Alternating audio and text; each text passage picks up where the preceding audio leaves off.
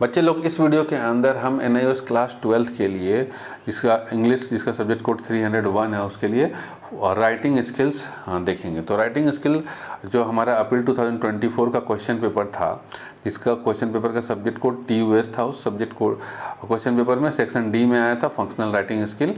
और इसके अंदर हमारे पास क्या क्या आता है बेटा, notice writing, letter writing, memo writing, different type के राइटिंग्स। तो चलिए समझते हैं एक एक को। और उसके लिए हमने अप्रैल 2024 के ही क्वेश्चन पेपर को सॉल्व करा दिया, functional section D functional writing skill को। चलो, सो क्वेश्चन नंबर 40 है इसका। You are Shridhar of 1/12 Aravali street Nashik. You had ordered 10 laptops for your company and it had not been delivered till now. तो आप श्रीधर हैं, कहाँ रहते हैं, 1/12 अरावली स्ट्रीट नासिक में। आपने अपनी कंपनी के लिए 10 लैपटॉप ऑर्डर किया था और उस जिसकी डिलीवरी अभी तक नहीं हुई।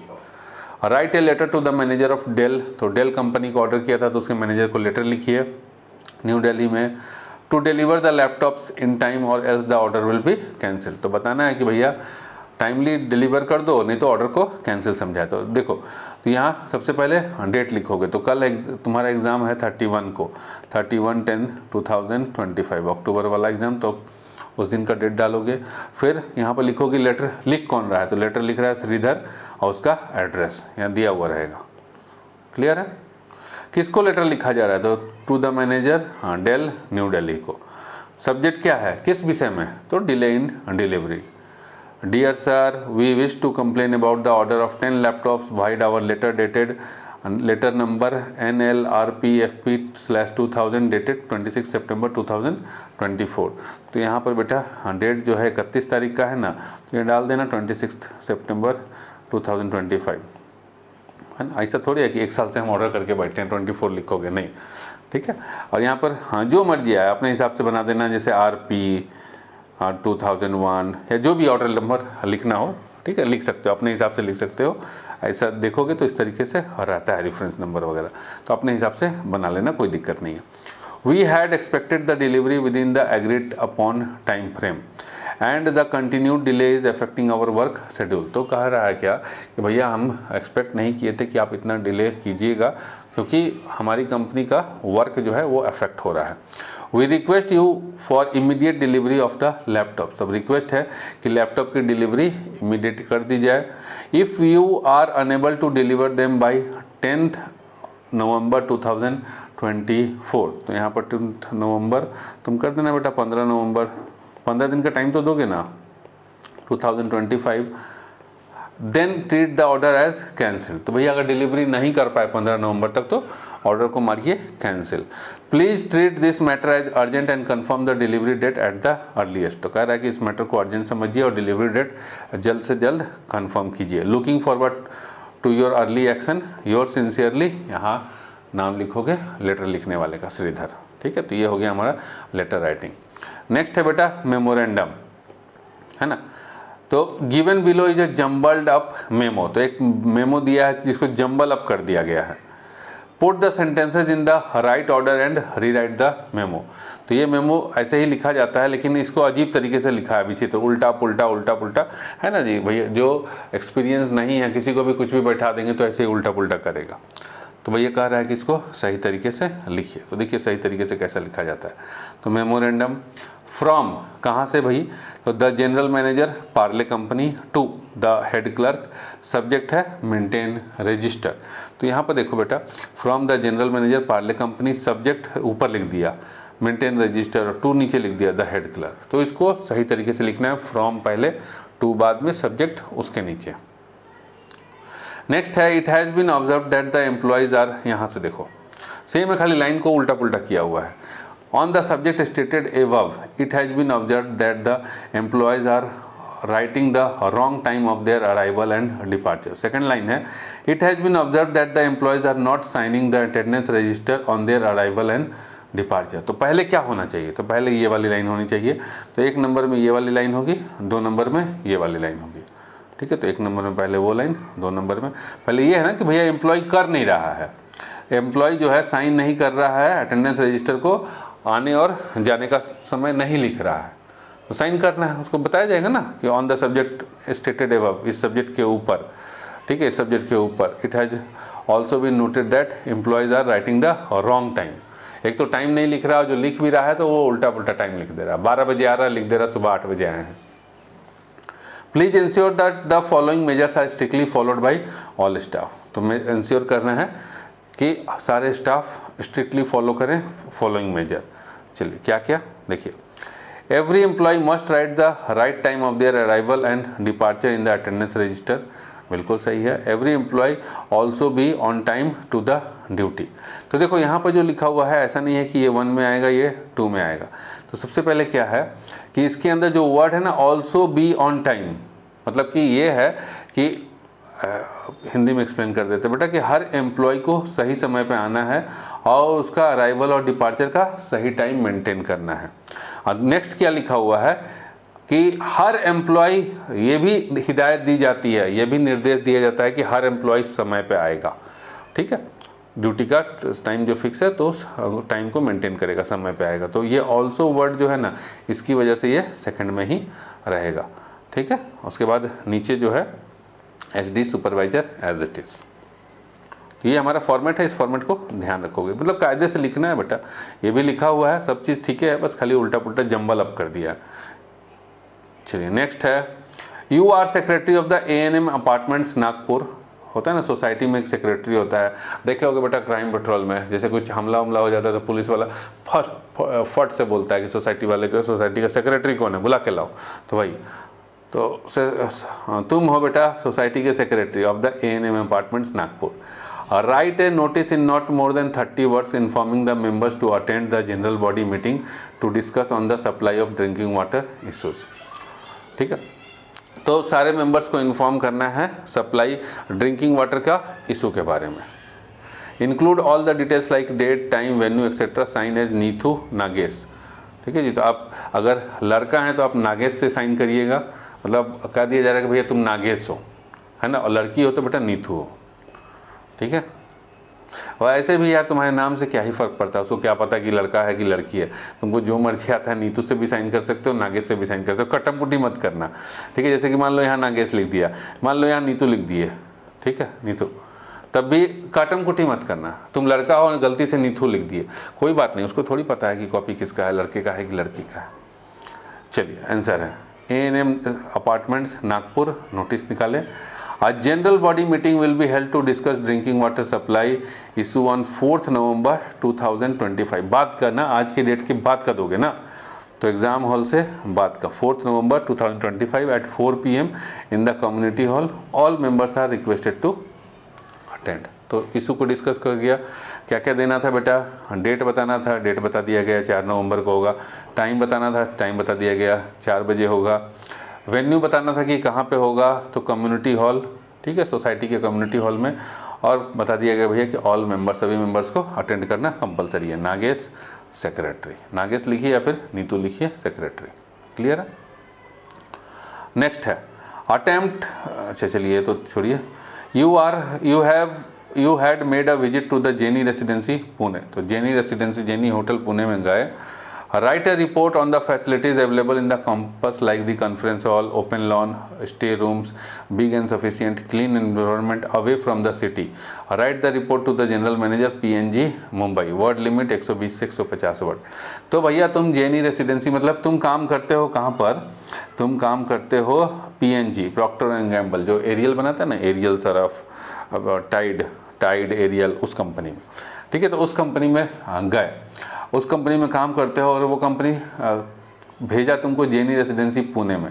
अब वहाँ पर जाके कॉन्फ्रेंस हॉल का, ठीक है, वहाँ के होटल में कॉन्फ्रेंस हॉल का, ओपन लॉन का, स्टे रूम का और बिग एंड सफिशिएंट है कि नहीं है, क्लीन एनवायरनमेंट का करना है क्या, मतलब कॉन्फ्रेंस करना है, ठीक है, कॉन्फ्रेंस करना है। जैसे PNG कॉन्फ्रेंस करना चाहती है तो बताइए कि उस होटल में क्या वो सारी फैसिलिटीज़ अवेलेबल हैं, कि कॉन्फ्रेंस हॉल अवेलेबल है, ओपन लॉन अवेलेबल है, स्टे रूम्स हैं जो बड़े और सफिशिएंट हों, क्लीन एनवायरनमेंट है जो सिटी से दूर हो, शहर के बीचों बीच नहीं करना। जैसे अपने एम्प्लॉयज़ को ले जाके मज़े कराना चाहते हो, साथ में मीटिंग भी, मतलब काम भी देना है तो खुले एनवायरनमेंट में एकदम मज़े के साथ काम करिए। बताना है कि भैया मज़े के साथ काम करना है, उसके लिए मीटिंग रखना है।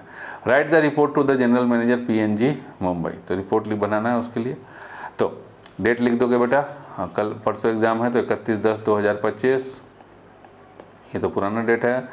To the general manager PNG Mumbai, subject report on facilities at Jenny Residency Pune. As per instructions I left for Jenny Residency Pune on 25 October and arrived there on 26। तो आपकी सुविधा, आपके निर्देश अनुसार, जनरल मैनेजर के निर्देश अनुसार बोल रहा है क्या कि हमने जो है पुणे को छोड़ा 25 अक्टूबर को और 26 को जेनी रेसिडेंसी पुणे पहुँचे, मतलब लेफ्ट फॉर, हाँ हमने ऑफिस छोड़ा 25 अक्टूबर को और 26 अक्टूबर को जेनी रेसिडेंसी पुणे छोड़े।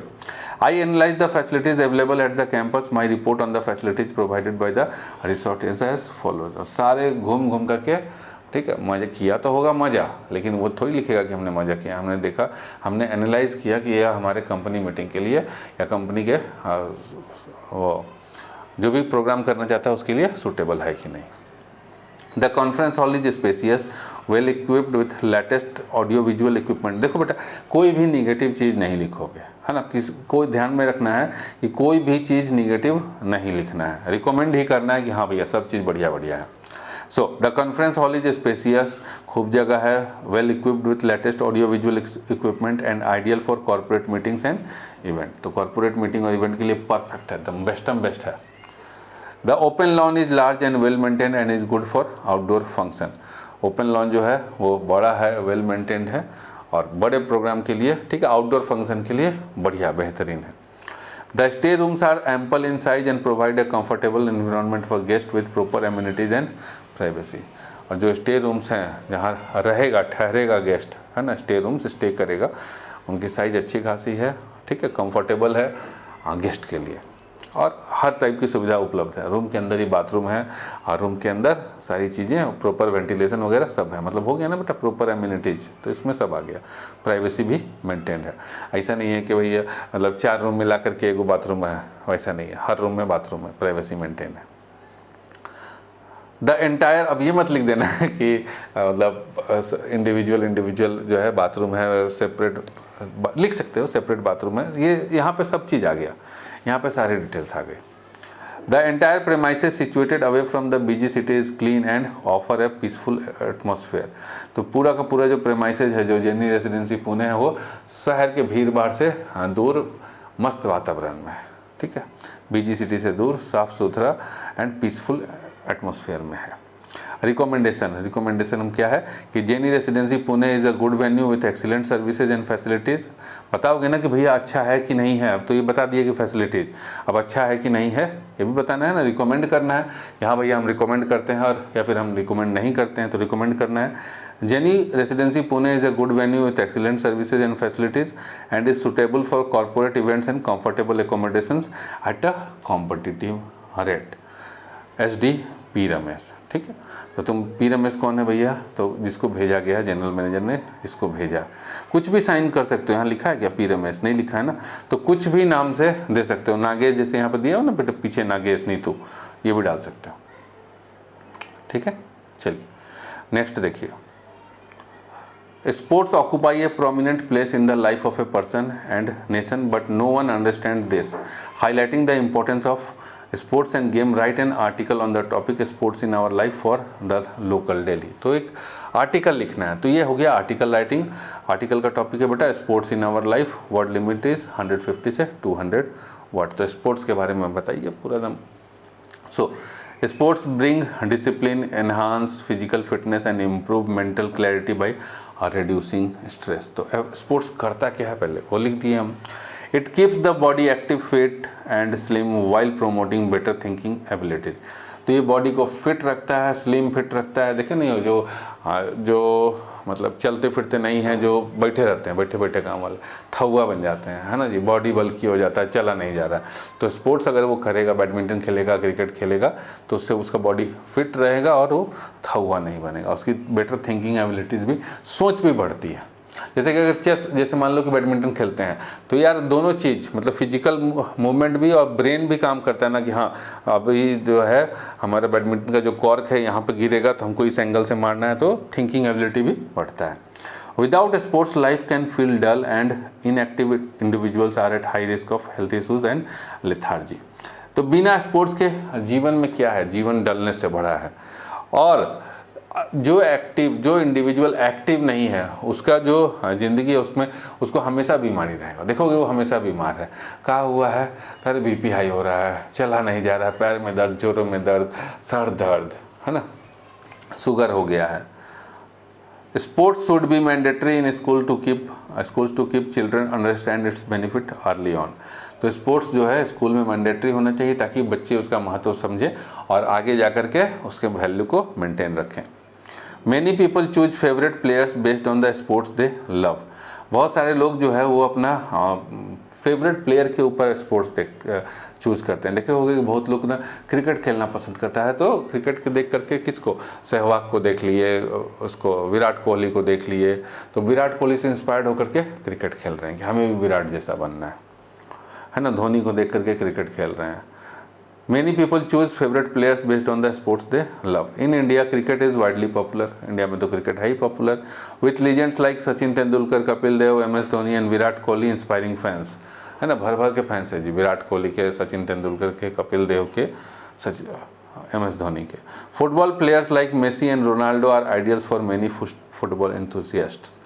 फुटबॉल में तो भैया मेसी और Ronaldo famous. Sports are governed by rules ensuring fairness and competition with activities like chess improving mental capacity।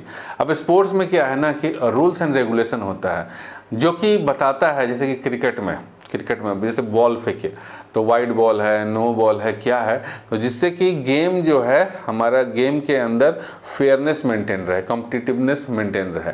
अब पता लगा कि भैया जो है सामने जो है एकदम मतलब वो कर दिया, डायरेक्ट मारे उसको बॉल, है ना, डायरेक्ट मारे, नो बॉल मारे और नो बॉल पे एम्पायर आउट दे दिया, तो ये तो गलत बात है ना।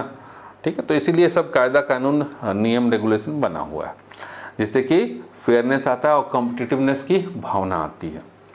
और जैसे चेस खेलते हैं तो हमारा मेंटल कैपेसिटी भी इम्प्रूव होता है। Recent debates have focused on whether transgender individuals should participate in sports event. और अभी जैसे कि थे ना बॉयज़ का अलग, गर्ल्स का अलग, तो अभी क्या है कि ये भी डेवलपमेंट चल रहा है कि भैया ट्रांसजेंडर क्यों नहीं, ठीक है, वो भी, उनको भी पार्टिसिपेट करना चाहिए। Overall sports promote fair competition, team work and personal development, making them essential for a healthy and active lifestyle. तो ओवरऑल स्पोर्ट्स क्या करता है, प्रमोट करता है कि भैया सही से खेलिए, टीम वर्क को प्रमोट करता है। जैसे क्रिकेट खेला जाता है तो पूरा 11 मेंबर का टीम है ना, तो टीम बन के खेलते हैं। और जैसे कि मान लो कि विराट कोहली जो है बैटिंग कर रहा है और बैट किया, ठीक है, मारा एकदम, अभी बॉल आगे बढ़ रहा है और सामने वाला प्लेयर को बोला, जैसे उस मान लो कि सामने में वो है, विराट कोहली के सामने धोनी है, धोनी को बोला दौड़ धोनी दौड़, धोनी कह रहा हम नहीं दौड़ेंगे, तो भैया आउट हो जाएंगे। विराट कोहली दौड़ गया, उधर से मारा बॉल, आउट। तो वही चीज़ है कि टीम वर्क है एंड पर्सनल डेवलपमेंट भी होता है इससे। देख ही रहे हो कि भैया विराट कोहली कितना famous, making them essential for healthy and active lifestyle, जो कि हेल्दी और एक्टिव लाइफस्टाइल के लिए जरूरी है। Hence sports occupy a prominent place in our daily life. इसलिए हेल्थ स्पोर्ट्स का जो है एक बहुत ही महत्वपूर्ण स्थान है हमारे डेली लाइफ में। ठीक है जी, ऐसे ही लिखना बेटा। तो ये ख़त्म हो गया, ये तो हमारा सेक्शन ई आ गया। ठीक है बेटा, तो इसी तरीके से आपको लिखना है, आपको letter writing, notice writing, memorandum writing, article writing, इसी तरीके से लिखना है बेटा। तो उम्मीद करते हैं कि सारा चीज़ क्लियर हो गया होगा। Thank you for watching this video. और इसका जो पहले वाला सेक्शन है मतलब PYQ, उसको हम एक सेपरेट वीडियो में करवा देंगे।